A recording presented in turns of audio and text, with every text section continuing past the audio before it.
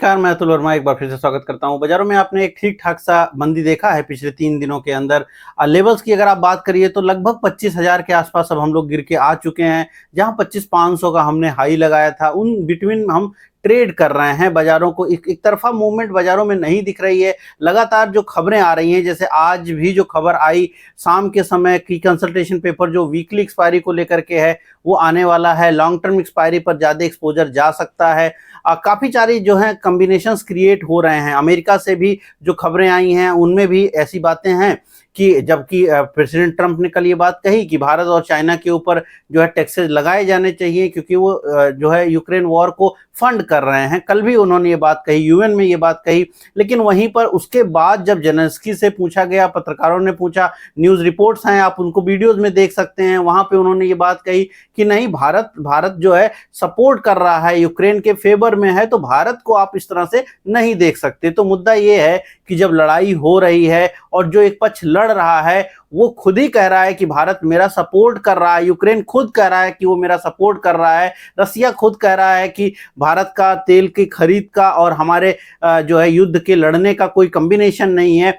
ऐसी परिस्थितियों में मार्केट कहीं ना कहीं बहुत ज़्यादा कंफ्यूज होके चल रहा है कि अमेरिका किस तरह की परफॉर्मेंस करेगा, किस तरह के टैक्सेस लगाएगा, और फिर बाकी दुनिया के देश, चाहे वो चीन है या रूस है, वो क्या करेंगे। और बीच बीच में से भी जो है लगातार कुछ नई खबरें लेकर आ रहा है। ऐसे में मार्केट जो है बहुत हद तक साइडवेज और बहुत हद तक एक रेंज बाउंड ट्रेडिंग में दिखाई पड़ रहा है। अगर हम बाजारों की बात करें तो मार्केट को एक अगर शब्द में आप देखना चाहिए तो कुछ इस तरह की स्थिति ही दिखाई पड़ रही है कि जब ऊपर जाता है मार्केट, हमारा 25,500 की रेंज में पहुंचता है, वहां डोनाल्ड ट्रंप का ट्वीट आ जाता है या वहां पे ट्रंप का पावर आ जाता है। लगातार ये हो रहा है। लास्ट टाइम जब 500 के आसपास पहुंचे तब मैंने ये बात कही भी थी मजाक में कि देखिएगा 1-2 दिन के अंदर कुछ ट्वीट आएगा, और उसके बाद उनके ट्वीट आए और मार्केट वहां से फिर 25,000 पे आ गई।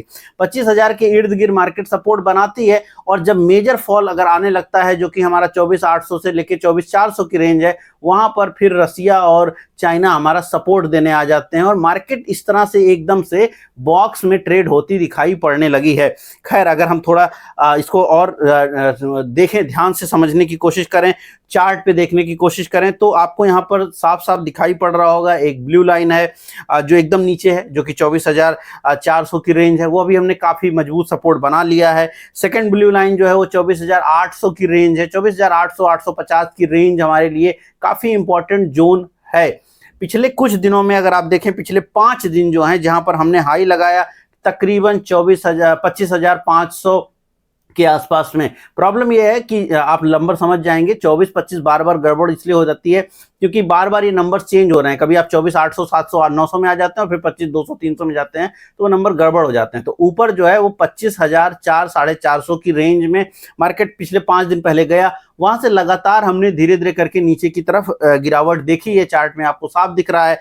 अब करंट स्टेटस ये है मार्केट का कि हम 25,000 के आसपास पहुंच चुके हैं। ये हमारा सपोर्ट जोन है। मैं बार बार इस बात को कह रहा हूं, परसों के वीडियो में भी मैंने ये बात कही थी कि 25,000 के आसपास हमें सपोर्ट बनेगा। 25,000 की इर्द गिर्द हम वापस से पहुंच चुके हैं पिछले 3-4-5 दिनों की गिरावट के बाद। इसके पहले जो रैली हुई थी वो भी आप अगर ध्यान दें तो तकरीबन जो है 7 से 8 दिन तक चली थी वो रैली, और नीचे से करीब 12-15 दिन तक ठीक ठाक सी रैली हुई थी। तो मार्केट ने रैली किया था जहां पर 24,400 से लेके हम 25,500 तक की सफर किए। अब वहां से वापस से हम लोग 25,000 आए हैं। क्या 25,000 ब्रेक होगा? ये महत्वपूर्ण बात है। आज दिन के दौरान लगातार बाजारों के ऊपर ये प्रेशर बना रहा कि अमेरिका से कुछ बुरी खबरें आ सकती हैं। यद्यपि जो जेलेंस्की हैं उनका जो वीडियो है ऑलरेडी वो वायरल है बहुत सारे जगहों पे, वो आप देख सकते हैं। मैं यहाँ इसलिए नहीं डाल सकता क्योंकि फिर कॉपीराइट का इशू आ जाएगा हमारे पेज पे, अदरवाइज मैं उसको आपके सामने डाल देता, लेकिन वो आपको ट्विटर पे बहुत इजीली अवेलेबल है, मिल जाएगा। तो उसमें उन्होंने साफ बताया है कि भाई हमें कोई प्रॉब्लम नहीं है इंडिया से। अब ऐसे में क्या अमेरिका जो कल बोला, ट्रंप ने जो बात कल बोली, जिसका खंडन एक प्रकार से आज हो गया, तो क्या अब वापस से वो टैक्स लगाने के बारे में सोचेंगे? क्योंकि उन्होंने कहा है कि अगर रूस सुनेगा नहीं तो वो भारत और चीन के ऊपर टैक्स लगा देंगे, और जबकि रूस तो साफ साफ कह रहा है कि मेरे को अमेरिका से कोई निगोशिएशन इस मैटर पर नहीं करनी है। तो अगर इन परिस्थितियों में क्या होगा, ये बड़ा कंफ्यूजन पैदा कर रहा है। जो सेल्स के नंबर आ रहे हैं भारत की, अगर हम अपनी घटनाओं पे फोकस करें तो भारत में जो फ्लिपकार्ट अमेजन के सेल्स के नंबर आए हैं वो कोई बहुत चौंकाने वाले नहीं हैं, बहुत ज़्यादा उम्मीद जो थी वो नहीं है। कई सारी खबरें हैं, मीडिया रिपोर्ट्स हैं कि बहुत सारे जो आईफोन को लेकर सेल की बात थी, रेट सस्ते हुए 14 के आईफोन 14, 15, 16 सबके जो रेट्स कम हुए वो भले ही ऑर्डर ही है लेकिन वो कैंसिल हो गए, चाहे वो फ्लिपकार्ट, और फ्लिपकार्ट का नाम उसमें ज़्यादा आ रहा है, अमेजन का नाम कम, बट वहाँ कैंसिलेशन बहुत ज़्यादा हुआ। बहुत अब उसके लिए हर बार ये होता है, कोई नई चीज़ नहीं है, चूंकि वो नंबर फिक्स होता है। अगर मान लीजिए 200 फ़ोन लेकर के भी वो उन्होंने डील आपके सामने प्रमोट करी, तो वो तो ऐड के लिए 200 फ़ोन लेकर के आए और ऐड कर दिया। अब उसके लिए उतना है ही नहीं है तो वो बिकेगा नहीं, और उसके ऊपर उनको कोई प्रॉब्लम भी नहीं होती है। ये पिछली बार भी ये मैटर केस हुआ था, कोर्ट में गया था और वहाँ पे कंपनी जीत जाती है। लेकिन तो डिमांड उस तरह से आई हो, बहुत सारी चीज़ों पे वो नहीं दिख रही है, डिमांड कम ही दिख रही है। भले ही जीएसटी नंबर घटे हैं, जीएसटी काफ़ी हद तक पास ऑन भी हुआ है, कुछ चीज़ों को लेकर प्रॉब्लम भी है, और उसके लिए आज काफ़ी सारे लोग जो हैं अलग अलग ज्ञापन लेकर के भी गए। जैसे पेपर को लेकर के बात चल रही है कि पेपर पे, जो पेपर बनाने के लिए जो प्रोडक्ट हैं उन पर जीएसटी 12 से बढ़ा के 18% किया गया, और जो पेपर बनने के बाद जो फिनिश गुड है, जो किताबें बनने के बाद बेसिकली जो नोटबुक जब बन जाती है तो उसको जीएसटी में फ्री कर दिया गया है। लेकिन नोटबुक बनने से पहले जो पेपर है और उसकी जो चीजें हैं उस पे 12 से बढ़ा के 18% कर दिया गया, तो और वहां पर इंडेक्सेशन भी खत्म किया गया है। तो बहुत सारी चीजें हैं, उन सभी चीजों का लाभ यानी टैक्स को लेकर के जो आप चीजें देखते हैं तो उसमें कई सी चीजें कंफ्यूज कर रही हैं लोगों को, और इसलिए वो सारा का सारा पास ऑन होता नहीं दिख रहा है। हाँ, इलेक्ट्रिक गुड्स के ऊपर, मोटर गाड़ियों के ऊपर, इन सब चीजों के ऊपर ये काफी हद तक पास हो चुका है। तो ये होता हुआ दिखाई पड़ रहा है कि बहुत 100% पास नहीं होगा। मीडिया में बहुत सारी चीजें चली कि दूध को लेकर के एक बड़ा विवाद हुआ, कि दूध को लेकर के कि वहां पे सब कुछ मतलब दूध भी सस्ते होंगे और वहां पर भी रेट घटेंगे। फिर बाद में क्लियरिफिकेशन आ गया कि जो टोड मिल्क है, काऊ मिल्क है, इनमें नहीं रेट घटेंगे, केवल चीज, पनीर, इनमें रेट थोड़े बहुत घटे हैं और वो भी बहुत माइनर हैं। तो अल्टीमेटली जिस तरह की उम्मीद ही क्या उतना पास हो रहा है उसको लेकर भी है। अब यहाँ पर सरकार ने जो है आदेश दिया है नियामक को, जो इसकी देख रेख करते हैं, कि आप 6 महीना, अगले 6 महीना तक इसकी जांच करते रहिए कि रेट्स जो हैं कस्टमर को पास ऑन हो जाएं। अब यहाँ पे दो बातें हैं, 6 महीने के बाद क्या रेट पास ऑन करना जरूरी नहीं है? बिल्कुल जरूरी है। रेट तो परमानेंट पास ऑन होना चाहिए। तो क्या ऐसा नहीं होगा कि आगे जब भी आप चेक कर रहे हैं, जब आप वॉचडॉग लगा पड़ा है तो चीजें नॉर्म ठीक हैं, ठीक है, रेट आपने कम कर दिया, पुराने बैच का रेट कम कर दिया, लेकिन जो नई बैच आएगी, जो नया अब प्रोडक्शन हो रही है कंपनियों में, जो अभी जो है वेयरहाउस में पड़ा हुआ माल है, जिसको जो या जो प्रोडक्ट बन रहा है, उस पर जो नई लेबलिंग होगी, क्या वहाँ रेट बढ़ा नहीं दिया जाएगा, एमआरपी बढ़ा दिया जाए और फिर उस पर टैक्स को भले ही डिस्काउंट किया गया हो लेकिन अल्टीमेटली कस्टमर को ना मिले? ये भी पॉसिबल है कि अगले 6 महीने बाद, जबकि 6 महीने वॉचडॉग रहेगा, तो 6 महीने बाद फिर क्या रेट ऊपर नहीं जाने लग जाएंगे? जिस तरह से अगर आप तेल खरीद रहे हो तो इस समय जो भी पैकेट के तेल हैं, पहले 1 लीटर में आया करते थे जनरली, अब वो 750 ग्राम में आने लग गए हैं, 820 ग्राम में आने लग गए हैं। तो रेट तो वही है लेकिन माल कम हो गया है। अगर आप खरीदते हो जरा चेक करिएगा, जो भी आप रिफाइंड ऑयल खरीदते हैं, बिल्कुल नई टाइप की पैकेजिंग आने लग गई है वेट के हिसाब से। तो बहुत कुछ डिफरेंट दिख रहा है। अब वो किस ढंग से सही होगा, नहीं होगा, वो एक अलग मुद्दा है, और रेट क्या पास ऑन होगा वो भी एक अलग मुद्दा है। तो काफी चीजों को लेकर के डिमांड जो साइकिल बढ़ जाने की उम्मीद है, जिसको लेकर के बात चल रही है लगातार। अगर आप न्यूज़पेपर्स या बाकी जगहों देख रहे हैं, पूरा न्यूज़पेपर भरा पड़ा है सरकारी एड से कि ये बहुत ज्यादा चीजों को डिमांड क्रिएट की जा सके, बट उस तरह की डिमांड क्रिएट होती हुई नहीं दिख रही है। शायद उसी का एक दबाव भी है बैंकों के ऊपर, या यूं कहिए सरकार के ऊपर, जो वो विनिवेश की तरफ बढ़ने की तरफ देख रहे हैं। खबरें हैं कि आने वाले वक्त में जल्द ही आपको कुछ छोटे बैंक्स का जो है विनिवेश करती हुई सरकार दिख सकती है। अब अगर विनिवेश लक्ष्य जो है वर्ष 2024 में, वर्ष 2023 में, वर्ष 2022 में हमने अचीव नहीं किया था, और अब ये उम्मीद यही है कि 2025 में भी आप अपना विनिवेश लक्ष्य हासिल नहीं करेंगे, और क्या मार्केट इस कंडीशन में है कि कोई बड़े बड़े ओएफएस अगर आए तो उसको मार्केट एब्जॉर्ब कर पाएगी? इतनी लिक्विडिटी है क्या मार्केट में? वो भी कहना कठिन है, क्योंकि बड़े ओएफएस अगर आएंगे तो मार्केट का लिक्विडिटी उसकी तरफ मजबूरी है कि वो उधर जाएगा, क्योंकि गवर्नमेंट जब बेचने आएगी तो वो अपने तरीकों से बेचेगी और अल्टीमेटली वो उसको सब्सक्राइब करेंगे लोग। लोग का मतलब इंस्टीट्यूट की मैं बात कर रहा हूं। तो उससे भी है कि मार्केट की लिक्विडिटी जरूर थोड़ी कम हो सकती है, जिस लिक्विडिटी पर मार्केट काम कर रहा है इस टाइम फौरी तौर पे। तो क्या होगा अगर जब जो छोटी कंपनियां या बैंक्स जिनकी नाम आप जान ही रहे होंगे, आ रही हैं, चर्चा में चल रहा है कि अगले 6-8 महीने में या अगले 2-3 महीने में उनमें आपको देखने को मिले कुछ बड़े ओएफएस इसी वित्तीय वर्ष में, तो क्या वो लिक्विडिटी को सकअप नहीं करेंगे? तो ये कई सारी पैनिक बातें रही हैं पिछले 5-6 दिनों के अंदर, जिसको लेकर के फिर बाजारों ने आपका एक गिरावट देखा है अल्टीमेटली। लेकिन अब यहां से क्या, अगर यहां से क्या होता दिखाई पड़ सकता है बाजारों में, तो देखिए अभी हम चार्ट देख रहे थे, दोबारा अगर हम समझे तो देखिए अब यहां पर मुद्दा यही है कि 25,000 हमारा ब्रेक नहीं होना चाहिए। अगर 25,000 ब्रेक नहीं होगा तब तक हम लोग buy on rise, sell on rise के मूड में रहेंगे, मतलब बाई ऑन डिप के मोड में रहेंगे, सेल ऑन राइज नहीं, बाई ऑन डिप के मोड में रहेंगे। लेकिन जैसे ही हम 25,000 को ब्रेक कर देंगे तो फिर हमारा मार्केट जो होगा वो सेल ऑन राइज के मोड में चला जाएगा और काफी हद तक ये बात तय होने लग जाएगी कि जो हमारे बैंड हैं, जिन बैंड्स में हम ट्रेड कर रहे हैं, ऊपर की साइड हमारा 25,400 और नीचे की साइड में 24,400, वो बैंड फिर पूरी तरह से बनती दिखाई पड़ेगी, जिसमें अभी उम्मीद हम ये कर रहे थे कि बड़े बैंड के अंदर कोई छोटा बैंड बन रहा होगा, जहां पर लोअर साइड में हमें 24,000 जो है 900 या 25,000 की रेंज हमारा लोअर बैंड बन जाए और ऊपर का बैंड हमारा 25,500 का बने, और ऐसे में हम धीरे धीरे करके ऊपर बढ़ेंगे। लेकिन अगर 25,000 ब्रेक होगा, 25,900 ब्रेक होगा तो फिर 25,800 आएगा, तो उसके बाद फिर मार्केट थोड़ा और कमजोर होती दिख सकती है। अब देखना पड़ेगा कि किस तरह की जियोपॉलिटिकल खबरें आएंगी, और जैसे ही, अब चूंकि हम त्योहारी सीजन में हैं, जैसे ही अक्टूबर का महीना आएगा देखना पड़ेगा कि क्या ऑटो सेल्स के नंबर आए, क्योंकि ऑटो के लिए डिमांड तो कही जा रही है कि काफी आई है, क्वेरीज काफी आई हैं, मगर वो रियल डिमांड में कितना कन्वर्ज हुई हैं ये महत्वपूर्ण होगा। और इलेक्ट्रिक या इलेक्ट्रॉनिक्स गुड्स कितना बिके हैं, क्योंकि जनरली जब सेल्स आती हैं तो phone, electronic goods, white goods, इनमें ज्यादा सेल आती है, उनमें ज्यादा बिकती है, तो वो भी देखना पड़ेगा और उसके हिसाब से फिर मार्केट रिएक्ट करेगा। अगले 2 दिन के हिसाब से अगर हम लोग चार्ट में समझने की कोशिश करें लेवल का, तो मेरे लिए ऊपर की साइड में 25,300 अभी भी रेजिस्टेंस की तरह काम करेगा। जब भी हम 25,300 पहुंचेंगे, कल भी हमने 25,300 के आसपास जब हम पहुंचे, 25,250 के आसपास, वहां से सेलिंग आ गई। कल भी हमने 25,082 से हमने रिवर्सल देखा था, और आज हमने 25,025 के आसपास से थोड़ा रिवर्सल देखा है। 25,000 नीचे ब्रेक हुआ तो फिर 24,800 आपको रखा हुआ है मार्केट में, और 24,800 तक जो है अगले 2 दिन से ज्यादा इतना बड़ा गिरावट नहीं होना चाहिए। लेकिन पॉसिबल कोशिश, या यूं कहिए मार्केट के स्ट्रेंथ के लिए बहुत जरूरी है कि 25,000 जहां पर अभी हम हैं, यहां से एक रिवर्सल हमें देखने को मिले। टेक्निकली मार्केट साइडवेज है, काफी साइडवेज है। वॉल्यूम भी जो एवरेज होते थे पिछले 8-9 महीना पहले, वो अब नहीं रहे हैं, उनमें भी कमी देखने को मिल रही है। अब मैंने जैसे शुरुआत में बोला, सेबी का कंसल्टेशन पेपर आया है वीकली एक्सपायरी को लेकर के, तो वीकली एक्सपायरी को हटाने की जो चर्चा है वो धीरे धीरे फिर से गर्म होगी। जाहिर सी बात है कि इसका जो इम्पैक्ट है, कल सुबह आपको फिर से उन सभी स्टॉक्स में जो शेयर मार्केट से डील करते हैं, बीएससी हो गया, एंजिल हो गया, या और भी जितने भी शेयर मार्केट से डील करने वाली कंपनियां, उनके ऊपर देखने को मिलेगा।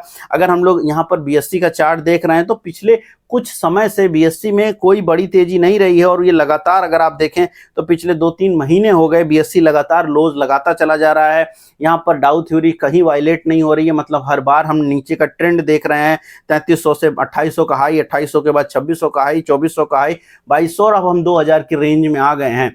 2000 से लेकर 1800 एक बड़ा सपोर्ट बनेगा, लेकिन खबरें अभी सारी एब्जॉर्ब होना बाकी हैं।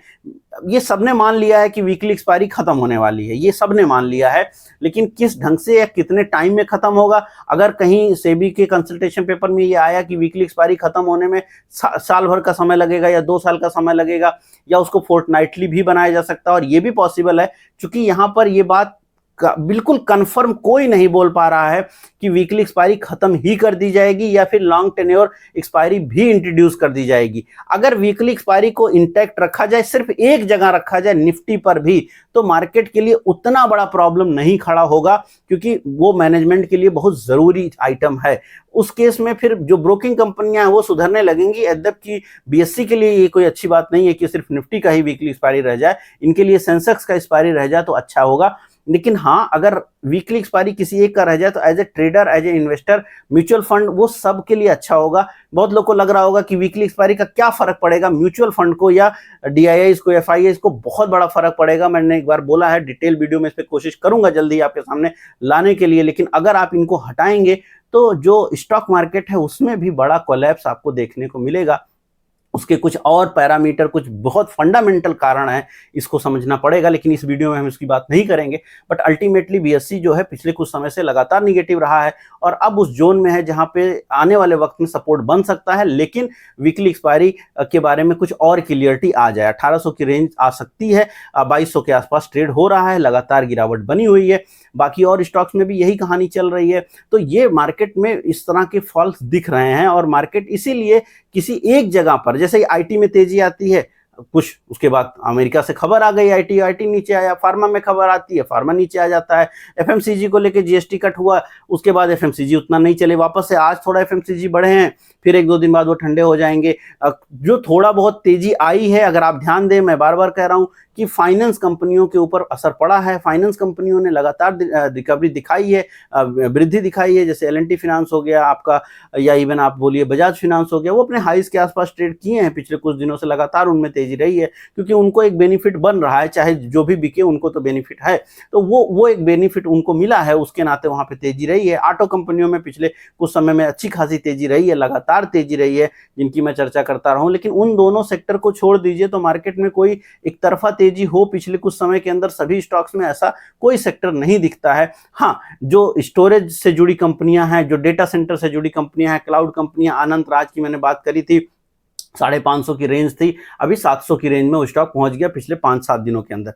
तो कुछ एक जगह पे जहां खबरें हैं वहां पर फोकस करने से तो कुछ फायदा बन रहा है, लेकिन उसके इतर अगर आप देख रहे हैं तो मार्केट बहुत साइडवेज है। और मार्केट में जो मैंने शुरुआत में दिखाया था, तो वो चीज हो रही है कि नीचे जब भी आई है तो जो है वहां पे पुतिन सपोर्ट देते हैं, ऊपर जब भी जाती है ट्रम्प का ट्वीट आता है, और मार्केट काफी हद तक जो है इसके नाते एकदम से ठंडी हो गई है। ऑप्शन बायर के लिए मार्केट में कुछ नहीं बचा है। आप फ्यूचर ट्रेडर हैं तो मार्केट में आपके लिए कुछ नहीं बच रहा है, क्योंकि जैसे ही आप फ्यूचर ट्रेड लेते हैं, 10-20 रुपया भी आपका स्टॉक मूव करता है और उसके बाद वो गिर जाता है, 10-20 रुपया ही गिरता है, उसके बाद वो बढ़ जाता है। अल्टीमेटली जो चाल है वो काफी बड़ी है। विक्स चूंकि इतनी कम है, तो फ्यूचर के स्टॉक्स में, यानी अगर आप इक्विटी में काम कर रहे हैं तो उनके ऑप्शंस की प्रीमियम बहुत कम है, तो उसके नाते भी काफी ज्यादा दिक्कत आ रही है। तो एक मोमेंटम नहीं मिल पा रहा है, ये सारी कहानी इसमें दिखती है। और ऑप्शन सेलिंग वालों को भी यही सेम प्रॉब्लम है, क्योंकि प्रीमियम्स नहीं है, तो बेचिएगा तो 5 रुपए का बेच करके 50 रुपए का रिस्क आप नहीं रख सकते इस समय मार्केट है। तो निफ्टी, बैंक निफ्टी के आगे जा करके ऑप्शन सेलर के पास भी काम करने के मौके नहीं बन पा रहे हैं, और इसीलिए जो फ्यूचर्स है, इक्विटी फ्यूचर्स है, वहां पे ट्रेड करना और कठिन है, क्योंकि उसकी हेजिंग भी कठिन होती चली जा रही है। और चूंकि वहां सेलर इंटरेस्ट कम दिखा रहा है, तो फिर वो शॉर्ट कवरिंग या लॉन्ग अनवाइंडिंग इस टाइप की घटनाएं भी नहीं हो रही हैं। तो काफी मार्केट साइडवेज है, काफी डल मार्केट है, काफी मतलब यूं कहिए कि काफी ठंडी बाजार है इंडिया की इस समय। और ये काफी ज्यादा फोकस कर रही है कि कुछ अच्छी खबरें हमें कहीं ना कहीं से देखने को मिले, कहीं ना कहीं कुछ अच्छी बातें आएं, और अगर वो अच्छी बातें आएंगी तो फिर आपके लिए बनेगा। यहाँ पे जैसे मैंने शुरुआत में कहा, सरकार कुछ ओएफएस ला सकती है, तो तैयार रहिएगा। अगर आप ज्यादा सरकारी कंपनियों को होल्ड करते हैं तो आपको ध्यान रखना पड़ेगा कि आपसे जुड़ी कंपनी में कहीं कोई स्टेक सेल की बात ना कर दे सरकार, क्योंकि अगर स्टेक सेल करने की बात करेगी तो वो स्टॉक उतने ही % नीचे मिलेगा। सिंपल एग्जांपल में कोई भी कंपनी हो, जैसे कोल इंडिया या कोई भी कंपनी, अगर सरकार ने वहां पे नाम लिया, आईडीबीआई बैंक का नाम ले लिया या कोई भी नाम ले लिया, तो फिर वो स्टॉक अगर 10% नीचे या 15% नीचे ओएफएस करेगा, तो मोटा मोटी मान के चलिए 10-12-15% नीचे ही आपको स्टॉक का प्राइस तुरंत टूट जाएगा। तो ये चीज ध्यान रखिएगा अगर आप बहुत ज्यादा इस समय सरकारी कंपनियों में हैं, क्योंकि बहुत सारी खबरें आ रही हैं, क्योंकि जो जीएसटी का लॉस है उसको मेकओवर करने के लिए सरकार के पास सिर्फ 2 ऑप्शन है। इधर वो आरबीआई से वापस से जो अगले साल डिविडेंड मिलेगा उसके ऊपर फोकस करें कि आरबीआई उनको और बड़ा डिविडेंड दे दे, क्योंकि इस बार 50,00,000 करोड़ से 50,000 करोड़ से लेकर 1 लाख करोड़ तक का लॉस जीएसटी के नाते हो सकता है, ये माना जा रहा है। तो इतना एक्स्ट्रा उनको या तो आरबीआई दे दे, या फिर वो कोई स्टेक सेल करें कहीं, कंपनी में सेलिंग करें अपनी, जो वहाँ पे उनकी होल्डिंग है, और या तो वो नई कंपनी को लिस्ट करें। इस माहौल में नई कंपनी की लिस्टिंग थोड़ा कठिन लगती है, लेकिन पुरानी कंपनी की सेलिंग भी पॉसिबल है और नई कंपनी की लिस्टिंग भी संभव है। वो देखना पड़ेगा सरकार किस तरह से रूल बनाएगी या क्या वो सोचेगी। अगले 2 महीनों के अंदर वो आपको आती हुई चीज़ें दिख सकती हैं, बट हाँ, वहाँ पे आपको सतर्क ज़रूर रहना चाहिए। मार्केट ओवरऑल आपको काफ़ी डल लग रही है, काफ़ी कन्फ्यूज़ लग रही है, और लेवल्स मैंने डिटेल में आपके सामने रखा और उसी हिसाब से आपको बिहेव करना चाहिए। लेवल टूटे तभी बिहेव करिए। चार्ट को फॉलो करिए, चार्ट जरूर देखिए, बार बार रिपीट कर रहा हूँ, चार्ट जरूर देखिए, खबरों को उनके साथ जोड़िए, तब जाकर के आपको जो हासिल होगा वो रियल टर्म में होगा कि वो आपके लिए काम करता हुआ दिखेगा, उससे आपके पैसे बनेंगे। अदरवाइज मार्केट में कुछ भी ले लेने से पैसे नहीं बनेंगे। ये वर्ड मेरा हमेशा याद रखिएगा। अगर कोई क्वेश्चन हो तो जरूर कमेंट कीजिएगा, कोई बात हो तो जरूर लिखिए। वीडियो पसंद आई तो लाइक कीजिएगा, शेयर जरूर कीजिए। वीडियो की मेरे जो है काफ़ी ज़्यादा लोगों के सामने नहीं जाते हैं, तो अगर आपको वीडियो पसंद आते हैं तो शेयर कीजिए, कमेंट कीजिए। एल्गोरिदम को लगना चाहिए कि कंटेंट ऐसा है कि वो और लोगों के सामने डाला जाना चाहिए। अगर आप सपोर्ट करता है चाहते हैं तो चैनल को जरूर थोड़ा सपोर्ट कर सकते हैं। मैं मिलूंगा कल नए वीडियो में। इस वीडियो में इतना ही। धन्यवाद।